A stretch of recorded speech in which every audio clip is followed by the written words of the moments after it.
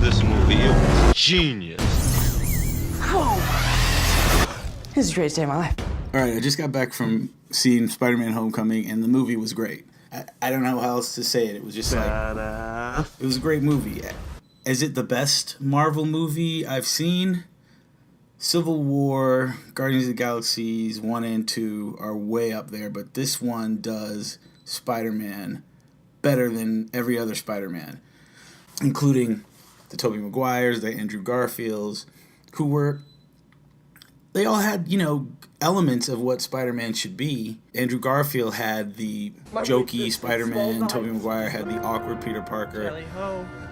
Neither one really melded them perfectly. Every time you heard Tobey Maguire cracking jokes, it was like, Andrew Garfield was an awkward kid in high school. It was just not believable. He's too good-looking, too confident. Tobey Maguire is Tobey Maguire. Tobey Maguire is Peter Parker. He's just not Spider-Man.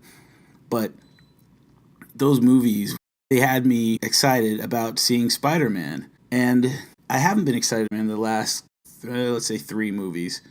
The Venom Spider-Man from the Tobey Maguire movies, both of the Andrew Garfield movies, they were letdowns. They had a lot of action, special effects. They tried to go kind of Dark Knight. Peter Parker's not cool. Spider-Man's cool and funny, but heartfelt. And this movie had heart. Spider-Man is what this movie made him out to be. And I'm just so happy, man. This movie's amazing. Tony Stark is in this movie, and the Avengers' presence looms large. I'm not going to spoil anything, but this movie takes place in and around Civil War. That's my cue, I gotta go. A little bit before, a little bit after, but you get to see, like the trailers suggest, what this kid is doing, what he's thinking. You get to see inside the mind of Peter Parker. You get to see his friends. You get to see elements of his life in the context of 2017. It's not an idealized version of New York, but it's what New York is, and I lived in New York. It's fun. It's a little bit gray, too, sometimes, and it can be lonely even though you're, like, out there. And this movie captures it really well. They're in a tiny place. His room is tiny. Tiny, tiny, tiny. I guess when Peter leaves his room, you see it. He's exploring. He's drinking in that city. This movie captures everything that you want a Spider-Man movie to be. The Vulture, Michael Keaton, he just killed it. There are some serious, serious things going on that take you by surprise. Things that you think would be super tropey and super like, okay, bad guy stuff. But they hide it. You're on a ride from the beginning to the end of this movie. And it's not like they're just throwing action at you either. They're not throwing special effects at you. As a matter of fact, this is like not rubbery Spider-Man. This Spider-Man, when he lands on the ground, you know that there's at least 150 pounds of human being hitting the sidewalk. Spider-Man's agile. He's light. He's Spider-Man, but, he can lift a truck. He's still a guy who can impact his space in a real way. I realize that the earlier movies didn't have the benefit of time to perfect the effects the way this one did, but it was worth the wait, man. And, I enjoyed those other movies, some less than others, like I said before. You have Zendaya, and she plays her role perfectly. She's understated. She's not overly present. Ned, who is taken from the Ultimate Universe Spider-Man, the little Puerto Rican black kid, he has Peter's back. And although this movie is funny and entertaining, you get the feeling of dread at appropriate points in the movie. So don't mess with me. At the end of the day, Peter Parker is a kid, and he's in over his head. And in the trailers, you see Tony Stark coming in and kind of telling him, I was just trying to be like you. I wanted you to be better. I'm gonna need the suit back. But I'm nothing without this suit. If you're nothing without this suit, then you shouldn't have it.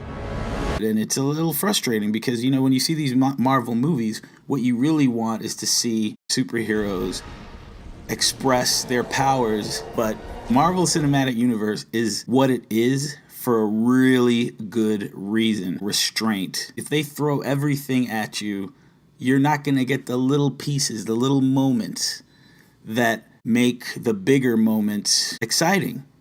you know, make you fear for the life of this kid, his friends, that make you fear for the life of the bad guy.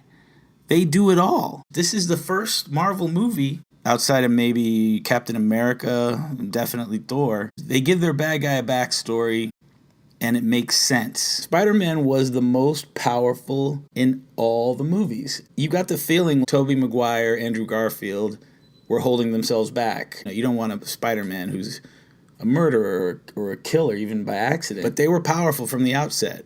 In the second movie, Tobey Maguire stops a train speeding through the city. Andrew Garfield is sailing through the city on those webs like he's been doing it for 20 years. That doesn't happen in this movie.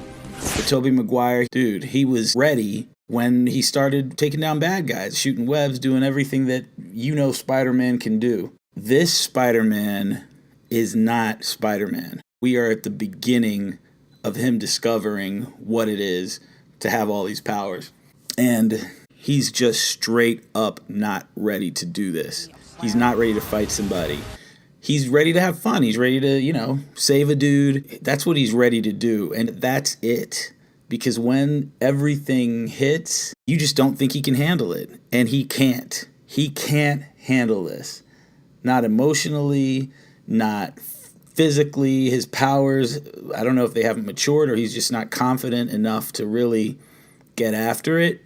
But he's not ready. He's not ready for what this movie throws at him. And Tony Stark is right to take his suit away because it's not that he's irresponsible. It's just that he's a kid. He's just a little kid. He's 15, I think, in the movie. He can't drive. Awkward at parties. You know, like how you were at 15, or at least how I felt like I was. When the girl gives you a little bit of attention, you're like over the moon. And this captures every little piece of Peter Parker in the way you want Peter Parker captured. I cannot say enough for how Marvel is doing it right now. You know, the Guardians of the Galaxy was amazing. Can't wait for Thor. That looks great. Black Panther. Wow. They are fulfilling every childhood dream of seeing this stuff on the big screen. You know, you remember the Saturday morning cartoons that Peter Parker, sort of like an anime. It was great, you know, with the computer graphics when we were kids or when I was a kid. And this is it. This is the expression of that dream of seeing it on the big screen. And I cannot tell you guys enough. See this movie, enjoy this movie. Don't get spoiled. Don't get spoiled on this one. This seems like it's a self-contained story. It's just worth it. See it, enjoy it, have a great time, man, because it's amazing.